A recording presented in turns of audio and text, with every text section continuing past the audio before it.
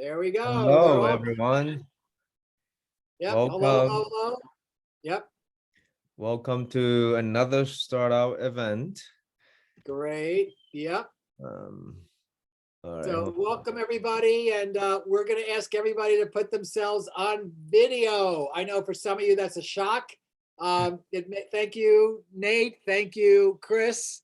Love to see your faces. It makes me so much. Thank you, Justin. Makes me so much happier. We're gonna wait for a few minutes. While we're waiting, can anybody tell everybody type in the chat like where you've based?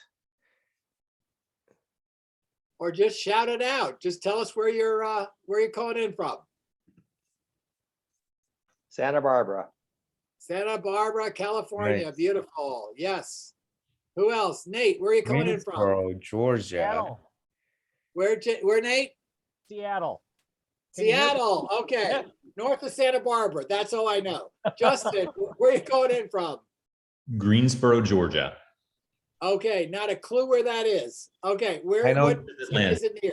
I know Greensboro, North Carolina. Yep, I get that a lot. What city are you near? Atlanta. Atlanta. Great. Okay. Raquel, where are you calling in from? You're on mute, Raquel. Nyack, New York. Yes, Rockland County. Yes, Yes. excellent. There you go. I grew up in Westchester. We All have right. people from Texas. Well, James K, who was the veteran of startup events, McKinney, Texas. And Syracuse too. Beautiful. Who else want to tell us out loud? Where are you Los calling in Angeles. from? Eric, where are you calling from? LA, LA, what neighborhood? Los Feliz. Los Feliz, next to Netflix. I'm in the entertainment industry. Those are my landmarks. Okay, let's go to Matt. Shreveport, Matt? Louisiana. Shreveport. Okay, heard of it. Don't know where it is though, but I know I it's know there where somewhere. it is. It's in It's the like- northwest Louisiana on the Texas-Arkansas border, and probably the least friendly environment right now. Whoa. Okay, that's hostile territory. Yes. Eugene, where are you calling in from? I'm from San Francisco, the boring place, right? Bay Area. Jonathan, where are you calling in from? Hey y'all, calling in from New York, Washington Heights. Washington Heights. I was just there the other day at Fort Tryon Park. Not too far, right? There we go. I know. From in the West Village. I got my visa and I took the A train up there and it got stamped and I survived and I'm doing fine. So thank you. Okay. Shane, where are you calling in from? New York City, but downtown. Whereabouts? I'm very close to Katz's Deli, which many people know from the old movie. Oh my God. Katz's Deli. I haven't been there since Monday night. Literally on the way to leading a workshop, I said, I got to go to Katz's. It was packed. Yeah. And the trick is, if you're a hot dog lover, there's no line for the hot dogs. You just go get your hot dog. So didn't- yeah, I didn't grabbed my know that. hot dog. I didn't know that New York native or local go to Cats. I thought it was a tourist trap. Well, it's both actually. Right. All right. Rick A, where are you? Rick A Fogarty, where are you calling in from? I'm from Dallas, Texas. Heard of it in that crazy wild state of Texas, right? Yes. I can't predict anything that you guys do. All right. Maureen, where are you calling in from? Are you on mute, Maureen? You're on mute? Can you hear me? Now I can. Okay, New York City. Whereabouts? Lincoln Towers, right next to Lincoln Center. Yep. One of my best friends lives at 150 WEA, West End Avenue. I think I'll open up the window and throw a baseball and hit them. Yeah, you can. Okay. So I actually could. I Yep, could there throw you that go. far. He's my best friend. All right, Ellen, where are you calling in from? Ellen's on Ellen, mute. You're on mute, Ellen. Ellen's still on mute. She's trying to understand. Just talking to somebody else. Okay. Well, Sam, where are you calling in from, Sam? I'm calling from Santa Clara. Santa Clara, wait, that's California. north of LA, right? It's south of San Francisco, 40 miles. All right, I'm still confused. All right, but you're in California. Got it. Mason, where are you calling in from? Dallas, Texas. Actually, McKinney right now, but Dallas. You guys know each other? Rick, you know Mason? You do now. You're both in Dallas. You got to know each other. All right, Mike Montgomery, where are you calling from? Seattle, Washington. All right, we got another Seattle. What do you satellite? What do you call? I don't know what you call yourselves. I don't. I'm gonna stay out of that one. And Dave, where are you calling in from? I'm calling in from Los Angeles, California, particularly Culver City area. Yep, I love Culver City. Do you know the A&W Diner? Yeah, I do. That's one of my favorite places in Culver City. I go in there and I see the entire police department having breakfast. I said, I'm in the right place. Is it Yep. A&W or A&S or A and something? It's A and something. I'm on the other side at Cafe Vita. Little okay. Little cleaner eating there. Yeah, well, that's a good way to put it. Yeah, this diner is not clean eating. You're right. All right, couple more. Elizabeth, where are you calling in from? Hi, I'm coming from New York City. I'm in East Harlem. East Harlem, beautiful. And Dave Alpert, where are you calling in from? Berkeley. Where? Berkeley, California. Berkeley, California. Right, Yeah. Bay Area, beautiful. All right, we could do this forever. We've got, oh, well, We got lovely. 30. We got 30 something, so we probably could start. 30. Yep, all right, E, it's up, throw it over to you to open us up. All right. Well, you today we have Jim Arnoff, who is a startup veteran guest coach and startup mentor as an entrepreneur. He has a wide range of experience in the startup space in professional coaching, and I'll probably be here for another 30 minutes if I have to do an intro, but I'll let him speak for himself, and he speaks way better than I do anyway. Jim. All right, And thank you. well, before you start, I'll say that if you have questions anytime, tap in the chats and I'll monitor the chats, and we'll go from there. Thank you, Yi. Hi, everybody. Yes, I've been doing events for StartOut probably for about 6 or 7 years now. I've done, it started out doing live events for StartOut here in New York where I live. And it was doing the pitch prep workshop where the StartOuters, or whatever you call yourselves, were presenting to the angel investors, and they got me a week ahead of time to perfect their pitch. So been doing lots for StartOut. By way of my introduction, I'm predominantly in the entertainment industry, which is where I know the A&S Diner is in Culver City, because I'm in LA every 3 months. So in terms of my 4 careers, I'm a certified career life and business coach. So I work with a lot of film and TV writers, film and TV directors. I also work with small businesses, which I love. So that's career number 1. Career number 2, I use my background as a talent agent. I was at the William Morris Agency for 10 years, repping TV production companies, pitching original series to the networks in New York and LA. So that's career number 2. Career number 3, I'm an entertainment lawyer, although I don't look like one.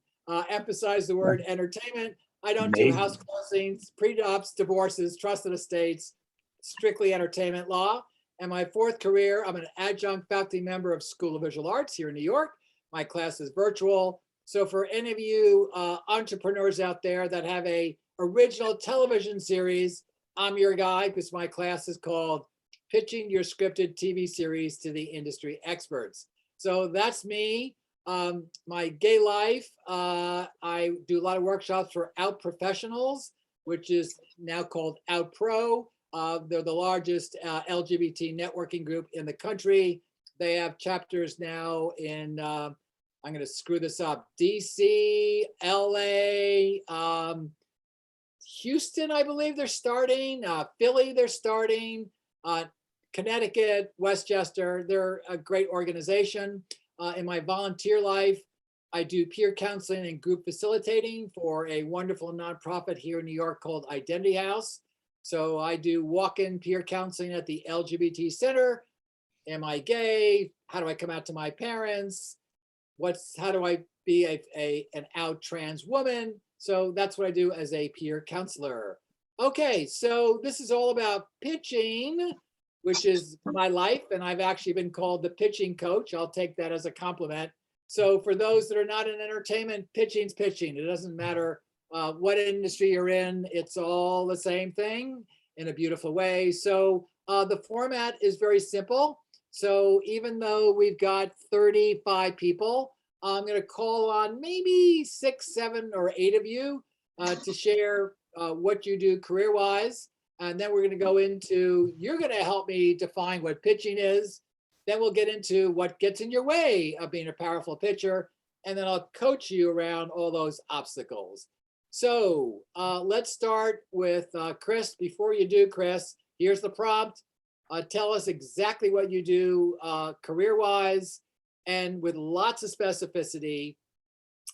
And in the most supportive way, I will point out words that actually hold you back. And words, of course, are critical for pitching. And I may interrupt you mid-sentence. And the reason for that is if I don't, I'll probably forget the word I want to point out. So a couple of other housekeepings. If you're not talking, please put yourself on mute because we also have some background noise going on. If you want my attention, the best way to do it, although you're not all on the same screen, you could do this. And if I don't call on you, you can go to the bottom of your screen where it says reactions, click that. You'll see a raised hand icon, click that. I will definitely see you. As Yi said, if you want to put your comments in the chat, he'll look for that as well. I may or may not. So the best way is like this, and also raise your hand. So there is no Q&A at the end. When you've got a question, comment, you totally disagree with me about something, the best time to bring it up is in the moment when it comes to you. It's the most powerful time to do it. So no Q&A. If I see you raise your hand in any way, I'm going to stop mid-sentence and invite you into the conversation. I also been known to, I don't say call on people, I say invite you into the conversation in the most supportive way. So, and also have lots of fun. So we're going to start with Chris, and briefly, Chris, with lots of specificity, what do you do career-wise? Don't you love to be the first one to be out of the gate? Yes, you are number one on my screen. Accurate Property Tax is a B2B SaaS business that services banks, credit unions, and lenders in terms of their property tax needs. And why is this career rewarding for you? After 30 years in lending, I figured out that all math that underwriters do is wrong, discriminatory, and affects underserved communities. So we built a software to help take the bias out of their decision-making process. All right, so that's a pitch. When you share what your mission is and the impact you have on others, that's the most powerful pitch. Thank you for that, Chris. All right, let's go to Nate in Seattle, if I recall. Go, Nate. You're up. Oh, hi. Yes, I'm trying to find Chris. I work with banks and credit unions too. Chris, I want to talk to you. There you go. So I help them maximize their revenue by figuring out for their customers, sending the right message to the right person at the right time by using analytics to analyze their transactions and finding the customers that are most likely to do something like get a new credit card or close an account. I'm a statistician, by the way. And what gets you the most excited about what you do? I love math and I love helping people. I like solving real world problems. And this is a real world problem. I care passionately about community banks and credit unions, not the big banks. Excellent. So one key thing about pitching is when you share about what you do career-wise, you want to add to that. And this is what that tells you, that career tells you about me. Beautiful. All right, Justin. Good evening, everyone. I'm Justin Cullifer from Greensboro, Georgia. And I lead a consulting firm called APG Emerging Tech.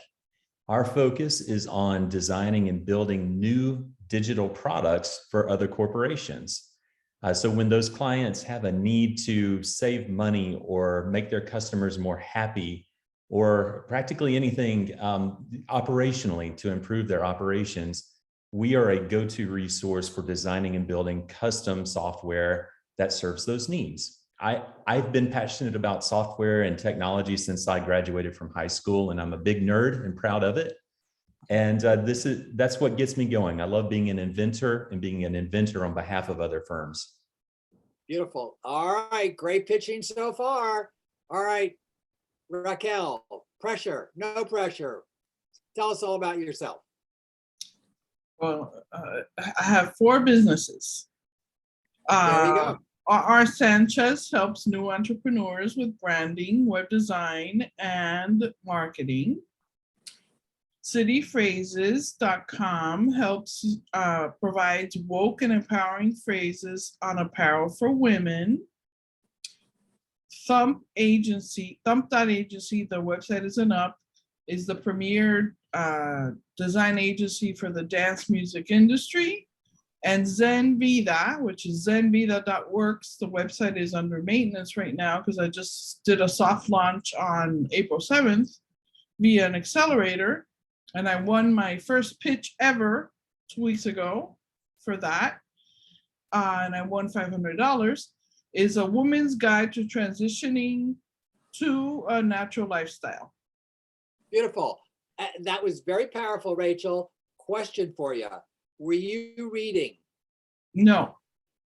Ah, okay. It was all here. Oh, that was great, because I know sometimes on Zoom, you can't tell whether, you're not usually looking at the camera, you look at down. Okay, that's great. That was very powerful, very complete, and you embraced it all. So one key part of pitching is to embrace, and you've all done that beautifully so far. So let's go to Eric Handel. I am the head of Rainbowpedia, the online archive of global LGBTQ history, current events, and personal stories. And how does this bring you joy and fulfillment?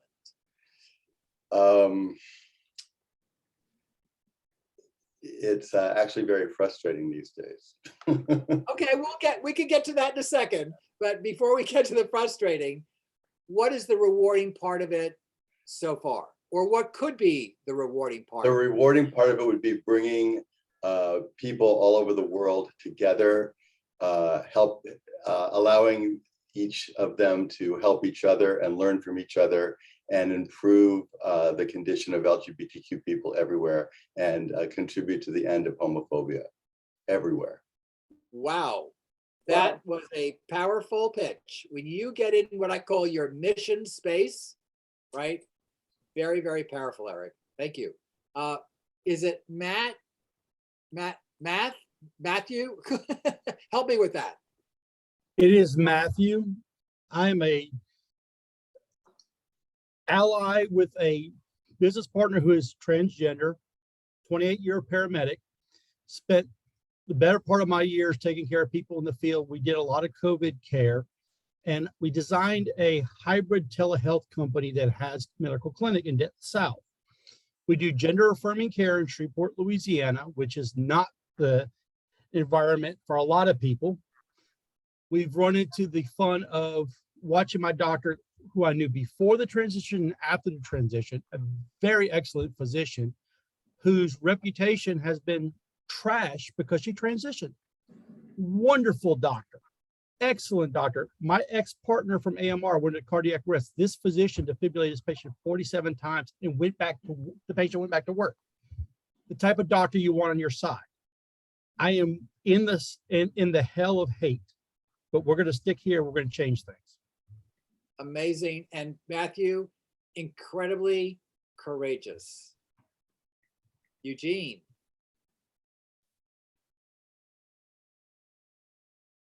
Can't hear you, Eugene, for some reason. Nope, not yet. You're off mute, but we still can't hear you. All right, you know what? You may want to log in, log out, or use a different device, and we'll come back to you. Jonathan, raise. Hey everyone.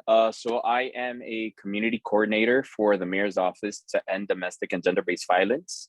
My job is just to connect survivors with our family justice centers. And I am also the LGBTQ liaison for the mayor's office. And shamelessly, little plug, I am an aspiring actor / writer. You know, I have to throw that in there.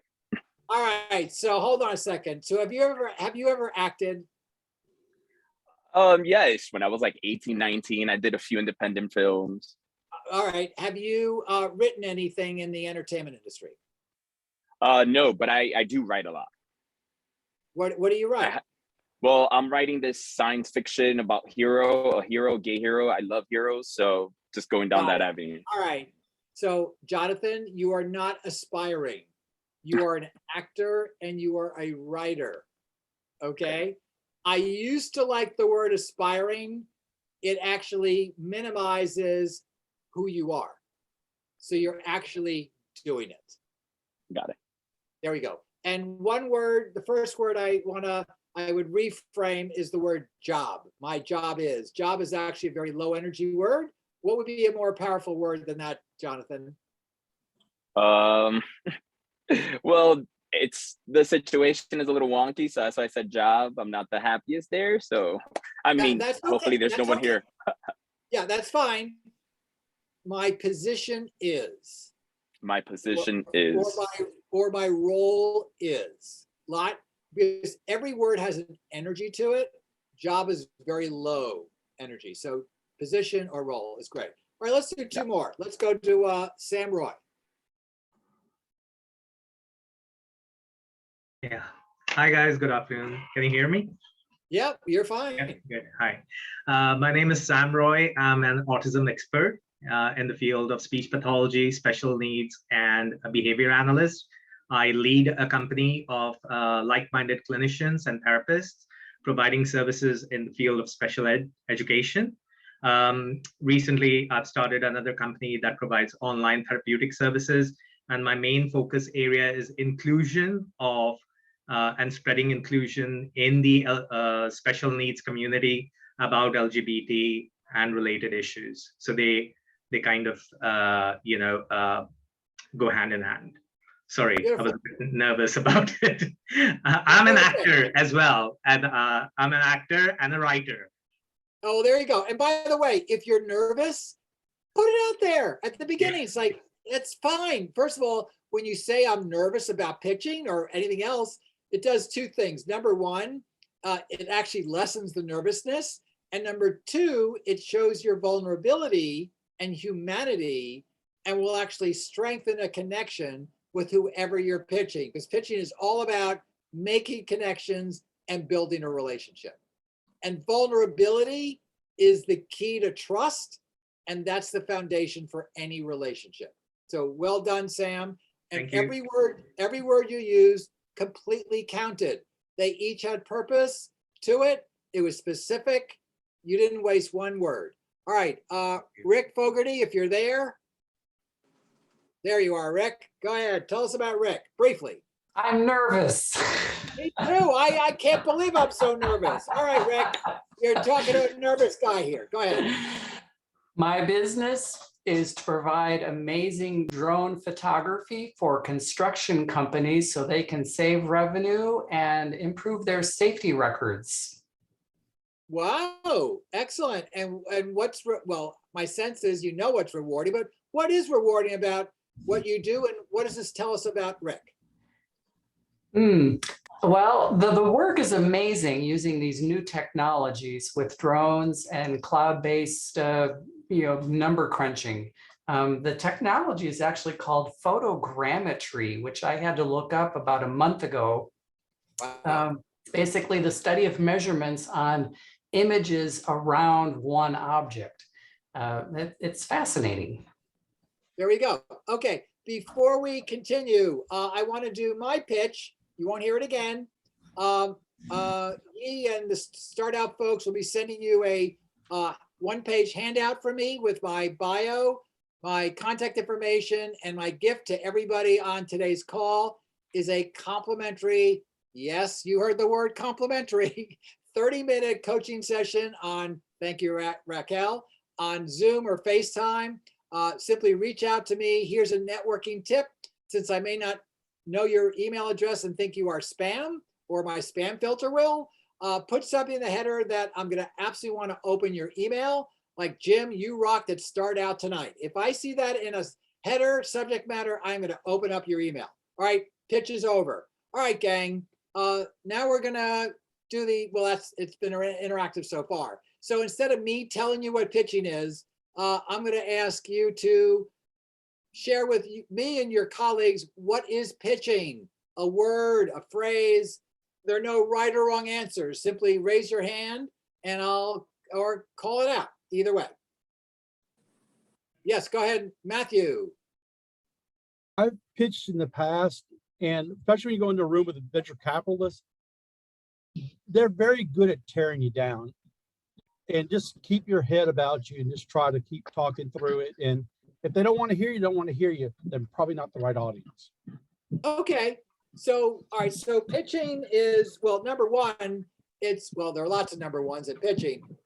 And a lot of these great words start with C. I don't know why.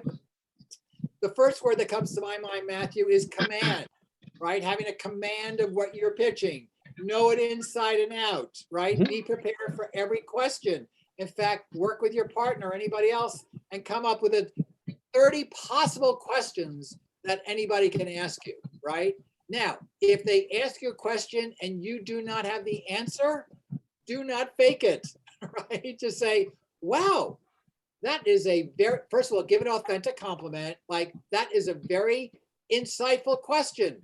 I don't have the answer right now. I'm going to go back and talk to my team and my 3 consultants, and I'm going to get back to you with an answer in 2 days, right?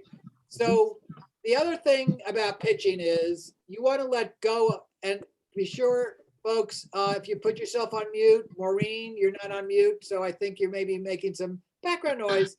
So rather than thinking or going in, they're going to tear us down, right? I like what you said better.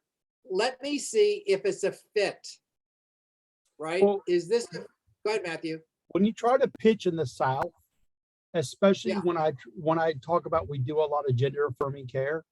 Yeah. In Shreveport proper, we get good response. Outside of it, we have a representative who is thumping the Don't Say Gay law. They are trying to make it a felony to do some of the care. Yeah. Thank God we've held that off in Louisiana, but straight across from in Texas, if we see a kid who comes across from Texas and give them gender affirming care and keep them from committing suicide, there's a chance that they'll go across to Texas and Texas will seize the kid. It's ridiculous.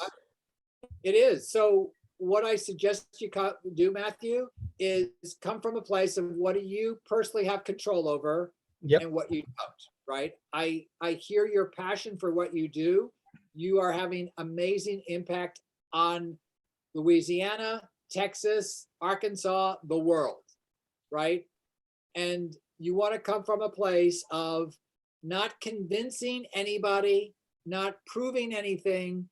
Doing what you've done beautifully on this call is share your mission, your passion, and what impact you've had on everybody that you've touched. And just take care of people. That's what we do. We do well.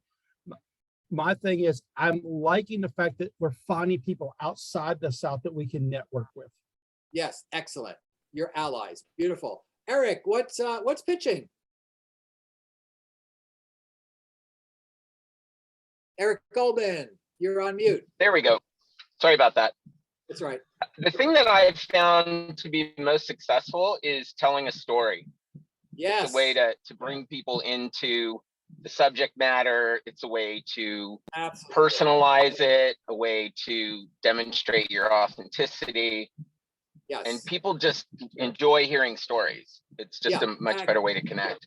Yeah, so glad you brought that up. Storytelling is actually the most powerful way to communicate, whether you're talking about yourself, right? So if I had more time, I would share about my story about, well, how did I evolve? How did I become what I am today? Same thing when you're pitching your services or your product. It's like, where did this come from, right? And in that story, you share your insights, your seminal moments, how you found your mission, right? It's talking your story on a very high energy level. Beautiful. Elizabeth, what's pitching? I think it's inspiring. So along with telling a story and maybe what you were just saying before that, not necessarily going out to persuade or convince someone, but to really inspire, just stir up some kind of personal connection for them. Lovely. And how did Matthew inspire you? The Matthew that just shared. Elizabeth? Oh, Matthew, was that the gentleman who's doing the healthcare industry? Yep, in Shreveport. Yep. How did share inspire you? I think just hearing the connection with present day, political issues and how it's standing in the way of people's like healthcare and not just the healthcare, but their person as a whole, I think was really inspiring to me. Yeah, beautiful. Thank you, Elizabeth. All right, what else is pitching? Anybody? I've been known to call on people, invite you in. Sam, what's pitching for you? Sam Roy. There we go. Hi. Pitching for me is introducing myself. It's like dating, It is like, yes, it's like dating. Yes, it's like dating in that pitching, as I said a few minutes ago, is all about relationship building, right? So, sorry. Yeah, and if you're going into a pitch, because I often hear pitching, and nobody said it yet, is selling. Well, yes, you want to make a sale. That's the end result. That's actually not the energy you want to give off in the pitch, right? Because the pitch is all about creating a relationship. And yes, it's how can I be of service to you? And it's dating in that the two of you are thinking, do we want to go on a second date, right? And it's the longer term relationship rather than making an immediate sale. Because if you come from a mindset of it's only about a sale, look, it's very one directional. It's all about me, buy it from me, and it's not mutual, right? Because the best pitching is actually mutual, where you invite people into your world, which Matthew did beautifully. And it's also inviting yourself into the other person's world, right? So it's always mutual. Sam, I think you were going to say something else. Yeah, following up from a previous point, in my experience, vulnerability is great because it shows you humility, but desperation is not. And what it turns out when somebody is pitching, because you have that end goal in your mind that you want to get funded, you almost become like desperate, and nobody wants a desperate boyfriend or girlfriend, Absolutely not, right. Which is why when you come from a place of relationship building, there's not a desperation there, unless it's like, oh my God, same thing. If I need this person or this company, there's a tightness to that, and that person or that other, if there's a team involved, they'll feel that tightness rather than that openness of curiosity. I'd love to know more about all of you angel investors, right? Turn it around. It's not all about you, it's about them as well. Okay, great. Jonathan, pitching. No, I actually had a question. Is there a thin line? Absolutely. Yeah, it's actually for Sam. Is there a thin line between desperation and nervousness? Like, can it kind of look the same, maybe? Let me think. Can they look the same? Well, it depends on well, for me, I'm sorry, I'm not a trainer, Jim. I apologize. I'm not stepping on any toes. But for me, being confident in my own self and knowing what I do is what I do. I'm not going to change it according to what I think you are going to want to hear from me. It will work or it won't. And if it doesn't work initially, that's fine. So that's where I draw the line. Great share. Yeah, I mean, for me, desperation and nervous, it could be one and the same, or it could be very different, right? Nervousness, putting out you're nervous, it actually gets you away from being desperate. Because if you're desperate, it's all about I need it, and I'm not going to show vulnerability. I need it. There's a tightness, whereas nervousness and sharing nervousness is human, right? There's a humanity to it. All right, what else is pitching? Let's go to Nate. Cultivating. That is what it's all about. I like everything you're saying about the long-term relationship. I think Chris Lapp can agree with me. I saw the banks and credit unions, they only do business with people they trust. Yes. So if you come across too fast, they're going to push back fast, at least I'm talking to. So I care a lot about cultivating and trying to put on a confident, not desperate pitch. Yeah, great. One reframe is rather than put on confidence, own your confidence. Sounds right? great. Just live it, own it, embrace it. Right. And it is all, Nate, how do you create trust? Talking about common interests. Like caring about the long-term effect of banks and the underbanked and the unbanked out there. Right. Or use the language that they want to hear. Banks love the word profit. Credit unions hate it. So we talk about market share. Use common language and show some common areas of passion. Great. So I call it points of connection. So, and that's where being really specific when you pitch is so important, because the more specific you are, the more points of connection there will be. Matthew, question, comment? I find when I go to talk to a bank, we need to know what the principles of the bank, what the bank's interests are. Because you have some banks that they want to focus in on a just community. We have some banks that want to focus in on business. And then we have the bigger banks, no risk whatsoever, want to hit it out the ballpark and be done. And whenever you're talking to different banks, it's very interesting to see that how each house has a different specialty, if you will. All right, so Matthew, how do you find out what drives a particular bank? I find that I go in with my business mentors. I get a feel for who's there and what's there. I also had an incident that happened with one bank who kept calling my business partner him. Obviously a trans female. I finally went in there. I had, I think, $80,000 in the bank, walked in there, withdrew it. I said, why are you doing that? I said, because you cannot figure out the proper pronoun, and walked out. Okay, well, there you go. And by the way, ask the banker, what drives your bank? That's a great question. What drives your bank? What's the mission of your bank? Right? I mean, what does your bank stand for? And that you can ask anybody you're pitching. I mean, I don't know if people realize it, but like my transgender business partner, they would not refer by the pronoun. They would not refer to her legal name change. And then they refused to let her continue to bank there because her birth certificate hadn't changed. I don't want to do business with them. Matthew, that's called not a match. You got it. Right? And all you need to do, and your partner, which it sounds like both of you are doing, is you're honoring yourself and you're being completely who you are and authentic. And whether they want to do business with you or not, they're going to see that, and that actually will have an impact on them in some way. All right, what else is Todd Nelson? What's pitching for you?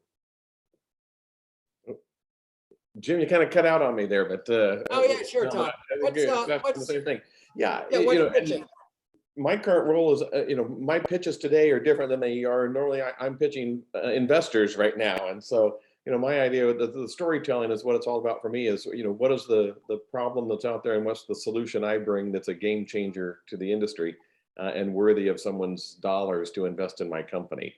And so very much storytelling, but putting it into perspective from the investor's viewpoint of, what is the opportunity for them to earn return on their investment in my team and myself. Yeah, that's great. So you can actually, whether you're pitching angel investors or anybody else, before you actually get into the pitch, you can ask them some very, open-ended, direct questions, right? What gets you, it can be very simple as, all right, angel investors, what gets you the most excited, right? What is one business you invested in that brought you joy, right? Use words that they're not necessarily used to, right? So you can find out as much as you can before you actually do the pitching, right? Beautiful. Absolutely. All right. Great. All right. What else is pitching? Chris, who started us off? Two things. Practice. Yes. So pitching is pitching over and over again, and not only to your partners or colleagues in your industry. I recommend you pitch people who are not in your industry to see if they get it, right? That's great feedback. All right, what's number 2, Chris? Know who you're pitching to. Google the hell out of them. Google every single person and know it backwards and forwards. So important. Yeah. Google them, LinkedIn search feature them. There's certain search engines for each industry. By industry, it's called IMDb, which is the old term for Internet Movie Database. And that has all kinds of credits on people. So your industry may have a similar kind of search engine. So yes, know who you're pitching, not only professionally, find out everything you can about them personally. This is not called stalking. This is called finding as many points of connection as possible. Because if you are pitching an angel investor and you find out that they are a bridge player and so are you, they're not going to even ask about your business. They're going to put money in, because what I know about bridge players, they are fanatical and supportive beyond belief with each other. All right, Rick. Yeah, so I have a question about the research you're doing on your audience participants. How are you keeping track of that? Is it in just, and you're reading it, or are you writing it down? You putting it in notebooks? I'm just curious. Whatever works for you. I'm a handwritten. I love writing things down on pieces of paper. So I got files. I got the old school, yellow manila folders. And I put it all right there. That's how I do it. If you want to do it on notes and on your iPhone or somewhere, it doesn't matter. Just the important thing is that you do it, right? And know that it truly is not stalking. It's being prepared, and you'll impress the hell out of them. Okay. Let's see. Who else do I want to call on? Mason, what's pitching for you? Okay, I'll mute real quick. I always like to look at it as, because I'm a software sales, and so our software is for specific agencies that do events and gig work, and so a lot of people looking to invest is kind of foreign to them. So I kind of like to look at what I call the Dyson effect. When Dyson came out with a fan, he said, "Aren't you tired of the buffering your fan gives you?" And you have to think for a second. I didn't know I was even aware of this, but now I hate it. Thank you. You present these problems to them that they may not know and solve those problems. And like, well, if they're solving all these, they can solve this stuff too. So it's kind of like a proof of concept build from that kind of initial kind of conversation. Great technique. Excellent. Who else? Shane, what's pitching for you? Shane in New York City.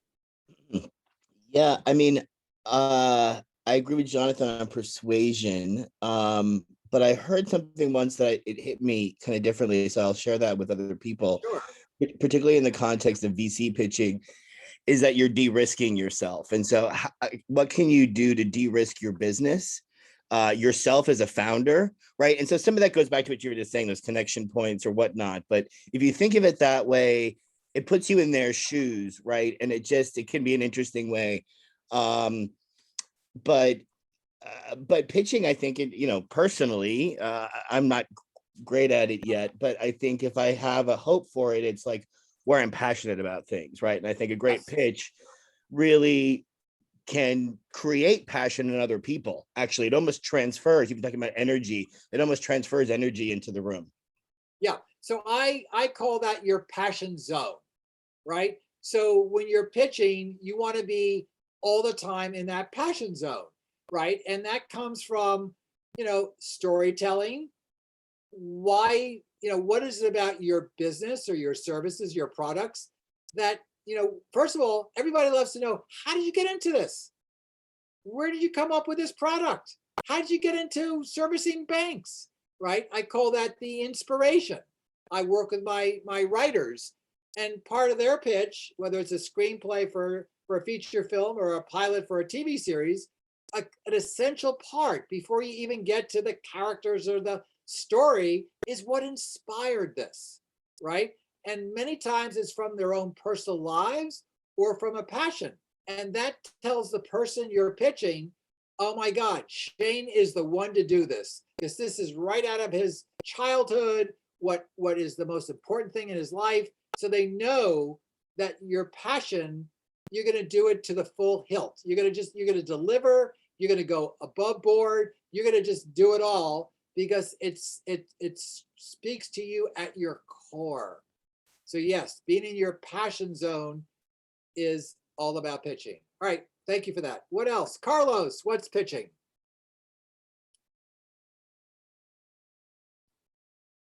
You're almost there. There you go. Hey, pitching is to share with people what is about your business, what is your vision, what you stand for, show what's your story, but also what you are making different and how you are impacting your business, your community, is showing your business case, your results, your projections, and a compelling story that people want to buy. Beautiful. So I love the word sharing, right? That's an openness, inviting people in. And it's actually the opposite of, convincing, proving, right? Which has a very forceful energy to it, right? And sharing is, it's an openness, right? And you said something beautiful about, this is your mission. This is what we stand for, right? These are our values. This is our impact, right? Beautiful. All right, who else? A couple more, what pitching is before we get to what gets in your way of being a powerful pitcher. Jim, I want to say something that's coming up in some of the talks. I think a part of an effective part of the pitch is also finding a good audience for this. It seems like we're talking a little bit about that. Would you agree with that? Absolutely, right. Because you want to maximize the chances of making that connection, right? Yeah. So whether it's getting a referral or doing lots of research, it's finding out who shares, those points of connection, which is your mission, your values, your culture. In addition to, do they want, what you have for whatever they're doing? So yeah, that's where all the prep work comes from. That's for asking referrals and being clear about who would be the right matches for you. Because I have had a lot of failure from pitching. I can change my pitch to certain people, but after a while, you can just forget about the people you're talking to, find different people. It's amazing. Yeah, I'm not, other than perhaps changing certain words, like you said, profits and something else. Yep. You don't change the pitch. You want to come from a place of authenticity rather than pleasing or being a chameleon, right? So you may want to emphasize certain things, but you always come from a place of authenticity. Yes, you don't want to divert too much from who you actually are. Correct. Absolutely. All right, Bridget. Hi, I have two things to offer. Jumping off of what a couple of people have said already about this sort of sense of dating, getting into a relationship, I think thoughtful courtship is a great concept for me to think about, be it to like a singular person, like an individual, or to a room full of listeners. I think it's important to understand how you're going to transmit who you are as an entity, what you're about as a person, and what your vision is. And I think it's important to sort of like inspire action in that audience, no matter how big they are. And to link into that, something that I heard during a StartOut event last week really landed with me. And it was that pitching is, well, you have an opportunity when you're pitching to give a gift. And that can be literally like a gift, like in terms of like, hey, and if you use this code right now, blah, blah, whatever.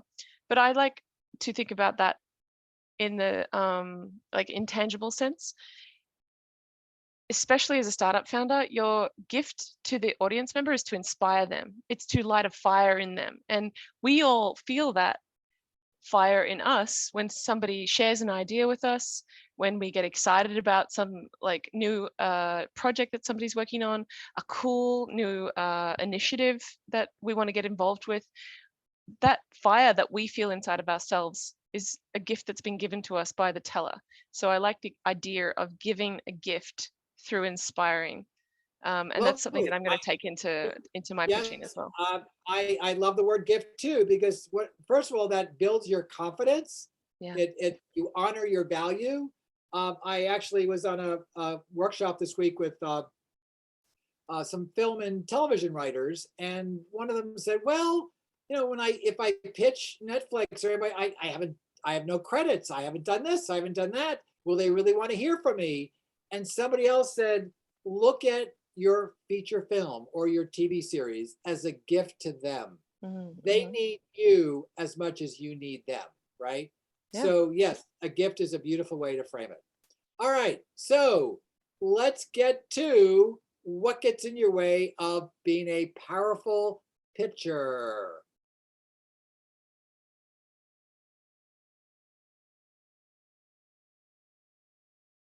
This is the confessional part of the workshop.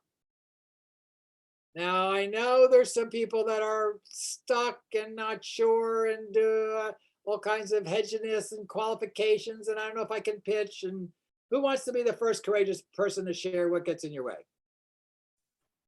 All right, so Dave Alpert, lack of confidence.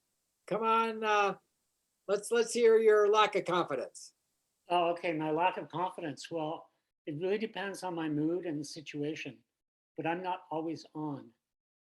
Okay, so not always on is different than lack of confidence. And Dave, what do you do career-wise again? Oh, Maybe we okay. didn't get to you yet. I'm CEO of an augmented reality company where we bring full-size virtual models to design and construction so that everyone can see what's going to be built before any money is invested in construction. Great. And how confident are you about your role in that company? Super. Right. So it's rarely about lack of confidence. Rarely. Yeah. It's something else. So you actually share, Dave, sometimes I'm on, sometimes I'm not. Right. So what's going on for you when you're not, in your words, on? Oh, well, there's other things happening in my life.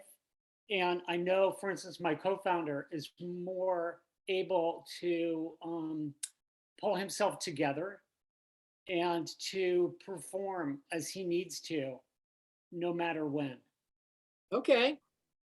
So what would allow you, first of all, is that something, or is that a way you want to be? That is a really good question. I mean, we're both authentic. That's the way he really is. And that's not the way I really am.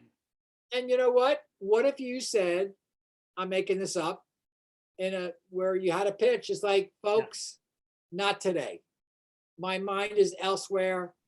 I'm not in the mood to pitch. Yeah. I want to reconvene when I'm fully present for all of you. I could do that. How would that be for you? That'd be fine. I think I'm probably more self-critical, but it's really good to not be completely confident about yourself, because you need to be open to improving and open to other people's perceptions. Yeah, beautiful. Excellent. Well said, Dave. Let's go to Jonathan. What gets in your way of pitching? Oh, you were there. You're on mute, Jonathan. Sorry, y'all. So I'm the worst overthinker. I don't know if it's the Libra in me. And I think that I would just be thinking that I provide enough information.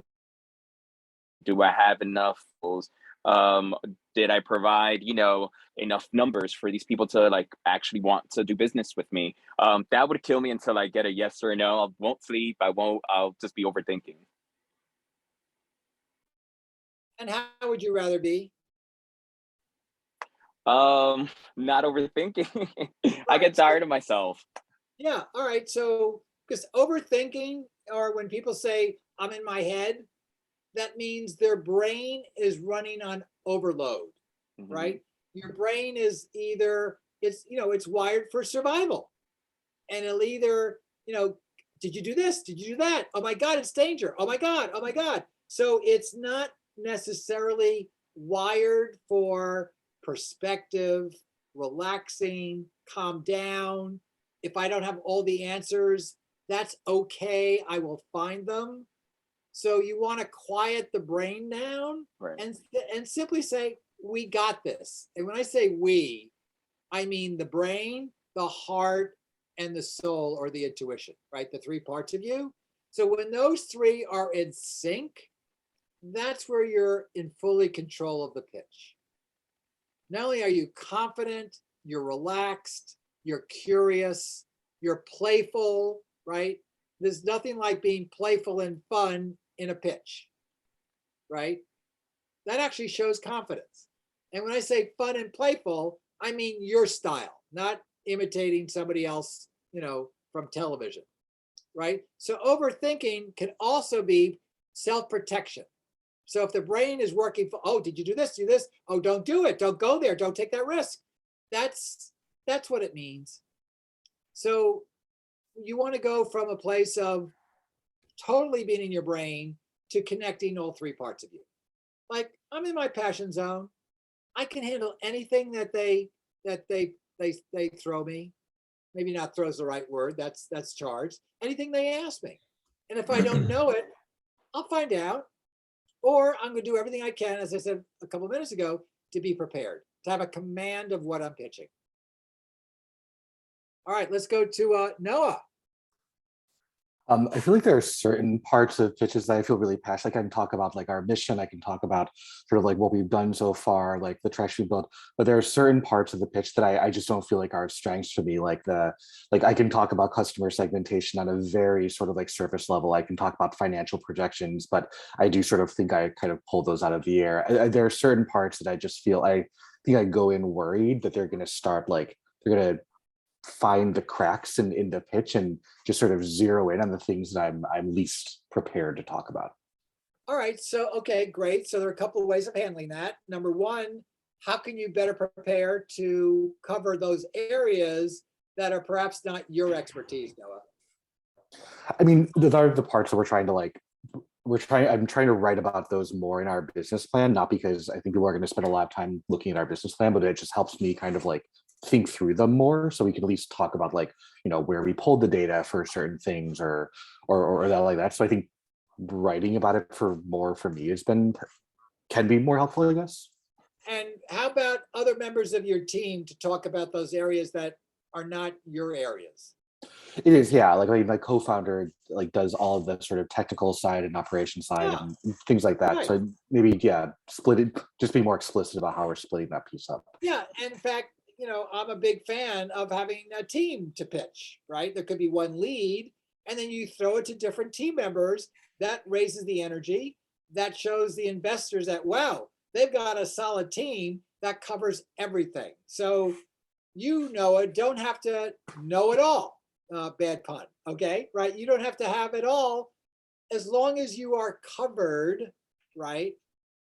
And by the way, if a question is asked of you, you don't necessarily have to answer that question. You may go in a whole different direction if it's more powerful. And an example of that is I once did an interview for a consulting firm, to see if they were going to engage my services as a freelance coach. And it was going great. It was going great. And then they threw this complicated hypothetical at me. Now, I did go to law school. I didn't follow a thing they said. If I made it up or answered their question, it would have been over. So what I did was I ignored it because I knew where they were coming from. because they want to know what's my style as a coach. How do you connect with your clients? So I simply went to, let me tell you how I make the strongest connection with my clients. So I answered it my way, knowing where they were coming from, right? So you don't want to completely deflect it. You know, if they're concerned about something, you need to address that. You can address it in your own way rather than follow it, because yeah, they may, lack of a better word, you know, it may be a trick question, or it may be some kind of question that, you know, for instance, like you're in, you know, if you're interviewing in HR and they ask that trick question, all right, what are your limitations? Well, you can take the bait and say, well, I don't know this, I don't know that. Or you can reframe it to, well, let me share the areas that I'm strengthening and growing, right? You put a positive spin on it rather than follow their line of questioning. Yeah. So Thank you. Yeah. I can't remember who said earlier, yeah, you're going into the investors, they want to tear you down. Well, you don't have to take the bait, right? Answer it your way in a more powerful way. All right, let's go to Elizabeth. What gets in your way of being a powerful pitcher? So I work in the religious nonprofit space, and it is very much done. All right, you're on mute, Elizabeth. Oh, sorry. I was just saying I work in the religious nonprofit space, which is very much dominated by like cishet white male voices. So I think for me, my biggest thing is like, where do I find a voice as a queer woman of color, you know, that stands out, you know, among other voices? All right, so what have you done so far that's been successful? I think the biggest thing is just really putting myself out there, despite some of even my own reservations of like, this is going to be annoying because I know I'm going to be one of the only ones here. But I think just trudging through has been really helpful, and then finding the people who are willing to have deeper conversations or wanting to promote or invest in the work. Yeah, so a couple of thoughts. Number one, I'm not hearing any self-judgments. You want to also, this could be a big one for you, is let go of the judgments of those cis white men, right? We all have judgments, right? It's human. Judgments come all the time. It's not to be judgment free, it's how quickly you get through the judgments, right? Which means, how can I get to know each of those cis white men more, better, what drives them, what their concerns are, listening to them, reflecting back what you're hearing, which is all about relationship building, right? So if you're coming to prove, you know, I'm Elizabeth, you know, I'm a, how do you identify again? I said queer, bisexual. Right. Woman of color. All right, yeah. Fine. All right. You're still human to human, and find those commonalities, right? Be Elizabeth, because if you're proving, it's going to have an energy, right? It's pushing them away rather than, as I said earlier, sharing who's Elizabeth and being curious about them. You will be shocked when you listen to somebody fully. It's amazing. We call that in coaching active listening. And a big part of that is reflecting back what you're hearing. So if you said to one of those cis white men, oh, let me be sure I understand exactly what you're saying, right? And then you paraphrase what you hear. You'll have an instant ally. Not necessarily agree, it's to listen and get them, because everybody wants to be, write this down, valued, respected, heard, and understood. Not necessarily agreed with on everything. No, it's not about that, right? So that's how you make the strongest connection. Great, thank you for that, Elizabeth. All right, who else has a challenge around pitching? Come on, I know there's some challenges around here. Let's see those hands. All right, thank you, Mike. What's your challenge, Mike, or observation or question?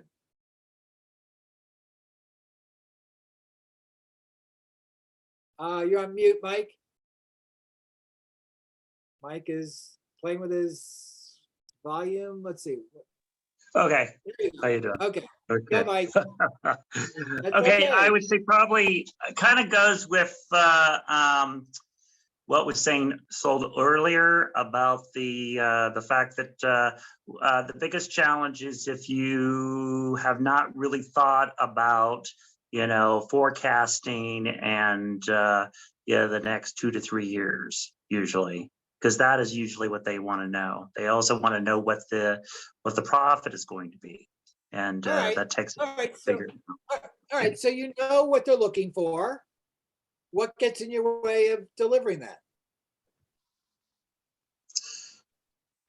Just basically the fact that I probably just didn't do my homework at the time. So thank goodness I've been working with a StartOut mentor who's been helping me with my financial forecasting. So great. Okay, so aware of a mistake. These mistakes are human. Mistakes are how we learn. It's like, okay, I wasn't prepared for that. Now let me hire a business coach, a forecast coach, whatever. So next time I'll have true command. And in fact, I'm not going to even wait for them to ask me about forecasting. I'm actually going to put it out in my pitch, right? And one great way to prepare, as I said earlier, is come up with 20, 25, 30 questions that whoever you're pitching could possibly have, and include that in your pitch. Because if they're thinking it and you already answer it before they ask a question, boy, they're going to really connect with you and say, you know your stuff. And also, I think it's all about how much you ask for too. You know, it's like, for instance, if it's too little, then most likely the investor's not going to be interested in something so little, which is pretty much all you need, really. It's just something just to get by. So what you ask for, whether this is to start your business or you're a freelancer on your day rate, it's not what they're going to pay. It's how you value yourself. And there's a whole different energy to, oh my God, can they afford me? Oh my God, could this or this? First of all, you don't know anything about them and what they want to spend or their budgets or anything else. So you come from a place of owning your true value. And that can be talking to colleagues in the business, a business coach, and see the impact. People, it was Carlos, you know, talking about the impact that what you provide others. Not only the value, what's the impact? It's not just value, it's, you know, how is your, whatever you're providing gonna impact that business in a much bigger way in the longer run. I know I'm saying that, and at the same time, I struggle with valuing myself. So what do? One of my closest colleagues, I talk to him. And he asked me all these great, Jim, well, what's the true value? What are they going to get? And I look at my value in a much broader way. And I get away from affordability on their part to what is my value? And I'll go to him every time because I know, you know, I'll undervalue myself. And almost every time I increase whatever I'm going to ask for by 1/3. And guess what? I always get it. So if it's a struggle for yourself, get some support around that. Thank you, Mike. That's really important. Eric, what gets in your way of pitching? Well, so I'm also in the nonprofit world, and it's relatively new to me and to my team. We're a bunch of creatives. I'm a designer, and you know, I work with another designer and a writer, and we're looking for, you know, what is to us a lot of money. We're looking for a couple $1 million. And when I pitch, when I talk to somebody, I'm able to talk about our project and share it with people in a very enthusiastic and very authentic and very meaningful way. And people typically get it. And so that isn't usually the problem, but the problem that we're having, especially at this point right now, is finding people with money who are not looking to invest, but who are looking to donate. And we're like, right now we're trying to, we've been consulting with some related nonprofit executive directors, you know, the chief money maker for their nonprofit. And we were advised to hold dinner parties with people who have friends who have money. Well, so most of our friends are creatives, you know, they're not wealthy people. They're not, I mean, some of them are. We've raised, last year we raised $90,000. That was our first real year of fundraising. And it was mostly through friends and family, almost exclusively through friends and family. And we're trying to break out of that circle and into the next one or the one after that, where we can really meet people that we're not connected to already, who would support what we're doing, believe in what we're doing, and share in that enthusiasm and open their wallets to us. And Eric, remind me, you're a nonprofit? We're a nonprofit, Rainbowpedia. It's an online archive of global LGBTQ history, current events, and personal stories. I put the URL in the chat. All right, so how compelling is your pitch? Pretty compelling. I mean, it's something that doesn't exist in the world. It's something that will connect communities of LGBTQ, pocket communities of LGBTQ people around the world, and we'll be able to learn from each other, share in progress that we've made, and so Eric, teach if I just upcoming met you generations about their history. And if I said, Eric, I just met you, send me your material, what would you send me? I would send you a pitch deck, a one sheet, a link to our website, our preview website of the upcoming platform. All right, so, and we call, in my industry, film and television, we call it we call it a pitch deck, but we call something even more powerful a sizzle reel. So if a creator wants to pitch a scripted comedy, rather than sending a deck which has text and headshots of potential actors, it doesn't really give you a sense or flavor or energy of the series. A more powerful way to do it is use all your connections to actors. We have those too. We have 3 commercials that we made for one of our programs, the Storytellers program. We made 3 90-second spots, and then another spot that is just an overall ask for people to participate. So there are 4 videos. Okay, that's fine. So what my recommendation is to do your version of a sizzle reel. So it's less about a commercial. It's actually less about pitching, and it's more about making an emotional connection to your viewer. And it could be you on camera sharing your story. It could be people that have used your website and how it's impacted them. So all of a sudden, and sizzle reels in my industry are about anywhere from 3 to 5 minutes. And it's not a hard pitch. It's not hypey. It's really showing this is exactly what the series is. For you, this is exactly what we do. This is the impact that people have had on people. So I would expand it into a storytelling sizzle reel. And how do we identify these people to send the reel to? Well, I mean, first of all, rather than going there first, you want to create that powerful sizzle. I'll call it a sizzle reel. You can call it anything you want. Yeah. It's creating that first. right? And then you show it to your network that they go, oh my God, I know exactly who to show this to.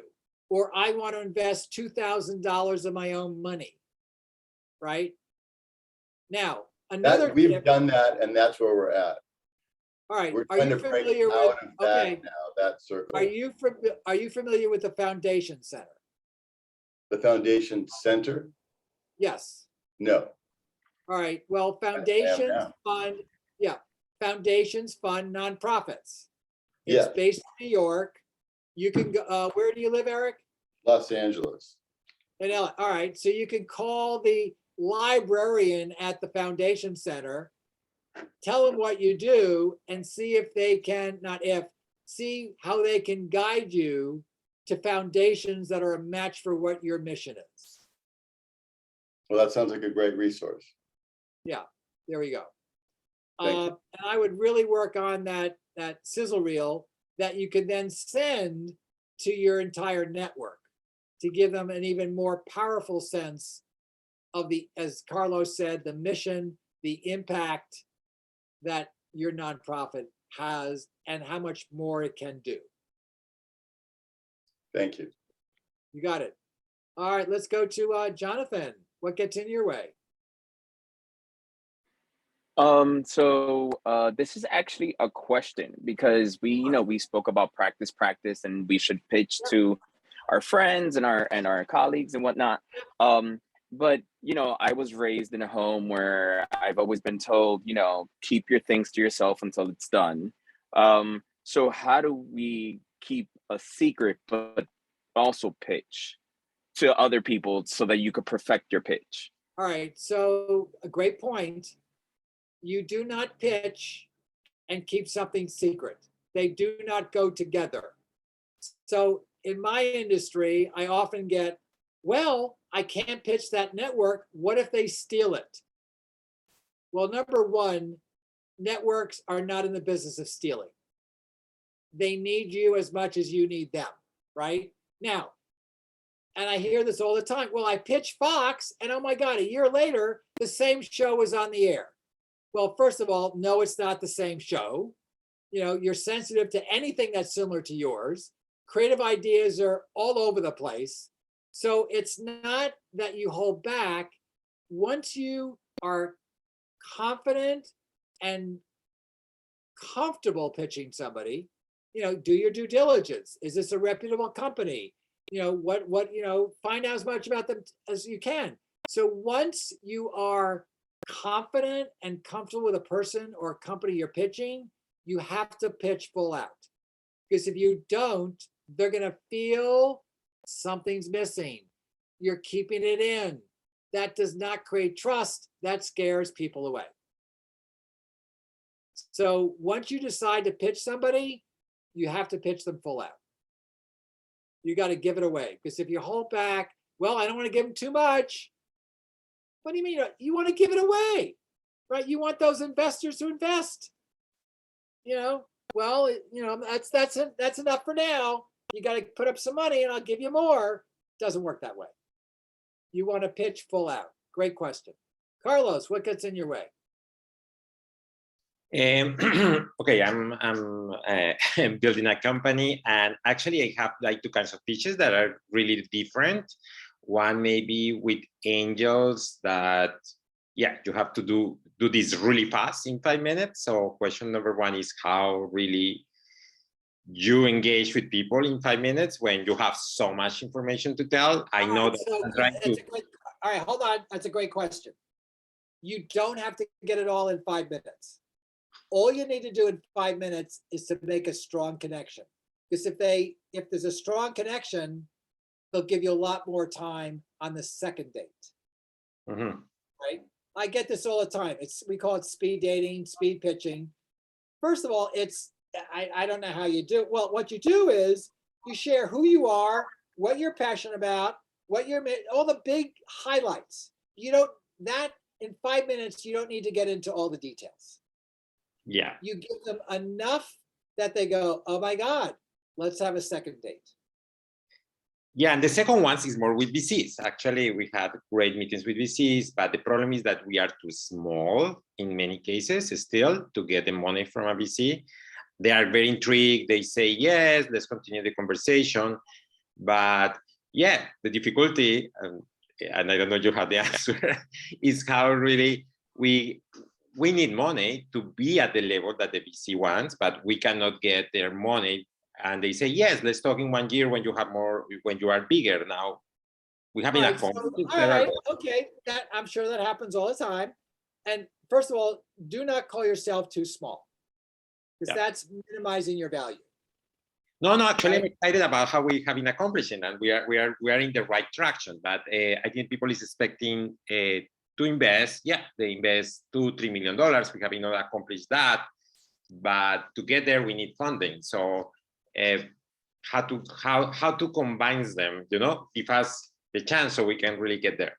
All right, you don't convince. You simply put out your mission, your impact, the value, right? The potential, whatever you want to call it. And if they say you're too small, then I would say, okay, what would it take for you to invest in our firm? Get them to be specific. And if they're not specific, say, well, okay, hold on. I don't quite know what that means. I'd appreciate if you would be even more specific. So find out, right? Yeah. Everything's not right. If you just let, you're too small. I mean, first of all, I don't know what that means. And if they specify what they require, then who knows? You might be able to find those resources now to go back to the investor, say, this is what they told us that it would take for them to invest, rather than cutting it off and say we're too small. Yeah. Thank you. Right. Or it may simply give you clarity that they're not a fit.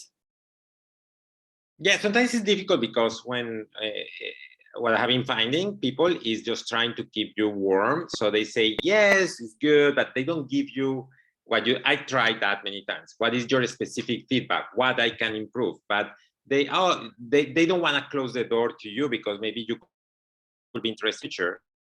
Well, so I'm suggesting something different. Rather than saying, give me feedback, that's vague. Notice I said, what would it take for you to invest in us? Right? So it's not about you, it's getting them to be more specific and open up. Okay. Because vagueness being in that gray area is beyond frustrating. Yeah, that's true. that's my issue. There we go. All right, so we got to wrap up, and I want to do a go around. We may not get to everybody. What's your big takeaway from today's workshop? In order of my screen, Carlos, takeaway. No, I really like what you just say about how you need to get that feedback to continue. That ask the right questions about what it will take for people to invest on our business. I really like that. I enjoyed that. And also I enjoyed the conversation with everybody because I think that all we're facing the same issues. So I don't feel that alone. So there you go. Absolutely not. So that really helps. Great. Feel that we are not alone in the same boat. That we are in the same boat. There we go. Very comforting. Chris. There's hope. Just keep on going a little bit at a time every day, just a little bit in practice. Keep it a little bit. Great. Nate. Just keep going, much like we were talking about. It's okay to be vulnerable. Just, yes. Yeah, I like that.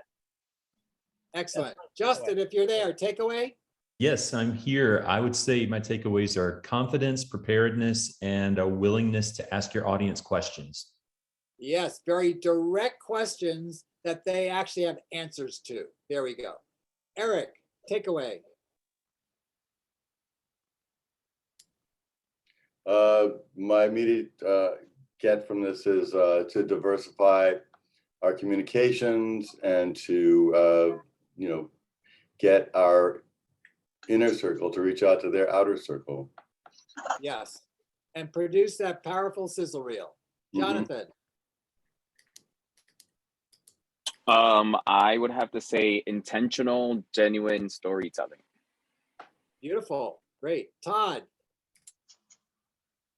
I will say choosing the words carefully when describing to others what you do in the role that you play.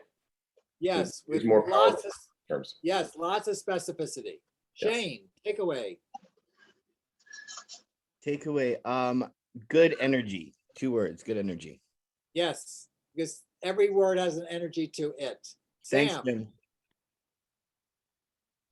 Takeaway is the nomenclature you use to describe yourself, the terminologies that you have said, like not a job, not aspiring, because Right. it's so easy to say that, so Yes. those are great. Great. Mason, if you're there, take away. All right, Maureen. Yeah, sorry, I just had to unmute myself there. That's all right. So yeah, I think the biggest takeaway was actually that sizzle reel piece that you put in there earlier. I think a different way to kind of like lure investors that's kind of creative, especially in the software category we're in. Beautiful. Maureen, take away. That you're authentic and you want to serve them. You're curious about what they do, and you have the confidence that you're going to take good care of them, whether they, yeah. Truly to be of service. That's excellent. Eugene, take away. Being less logical and more emotional about the pitch. Yeah, let the other person really feel you, right? Excellent. Ellen, if you're there. All right, let's go to Justin.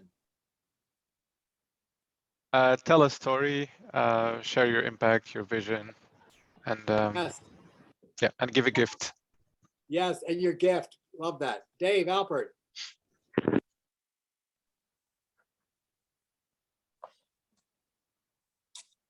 There you go. Okay, so there's so many, just a couple. So one of them was to stalk other people. I'm so uncomfortable about doing that, but of course it helps. And I don't mind when people look at my information, so why should they mind if I look at theirs? But what's most important to me was to own your true value and impact. So Yes. talk about confidence builders. That's an important one. Excellent. Noah. Lead with authenticity and lean on your entire team. There we go. Uni, take away. Or what? Yi.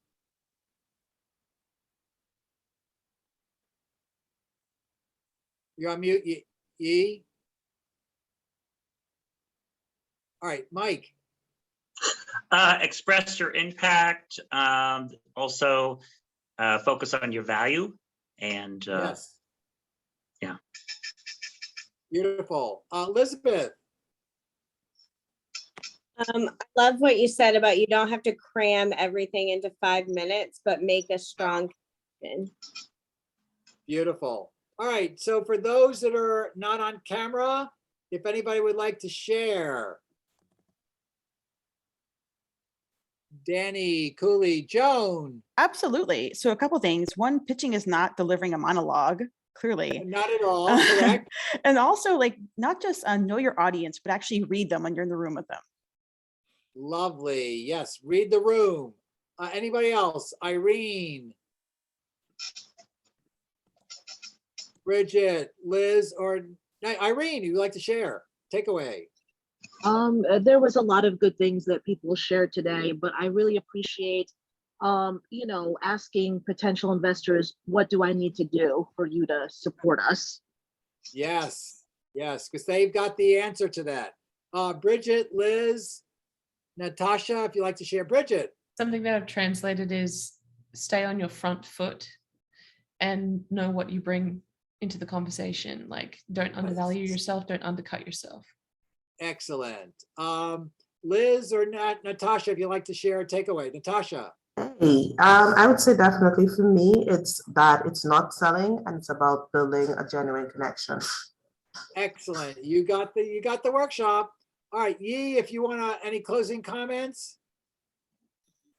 Before I do that, it seems like Carlos has a question. Was your hand? Oh. Carlos, is that from before? Or do you have a question now? You're on mute, Carlos. Oh, I guess it's from before. It's from before. I forgot to take the handout. Sorry. Okay. Cool. All right, it's 30 after the hour. Yi, to close us out.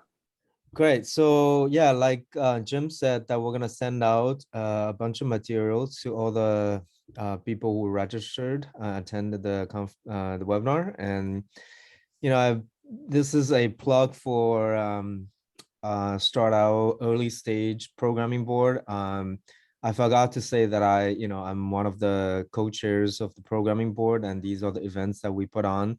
Thank you, Jim, for helping StartOut to put on these great events, and I think it has been tremendous helpful for our community. And then please keep coming to our webinars, and our next event will be sometime in June. And I think that's it, and I'll close out the recording, and then I think we're good to go. Okay. Good night, everybody. Thank you so much. Bye-bye. Thank you.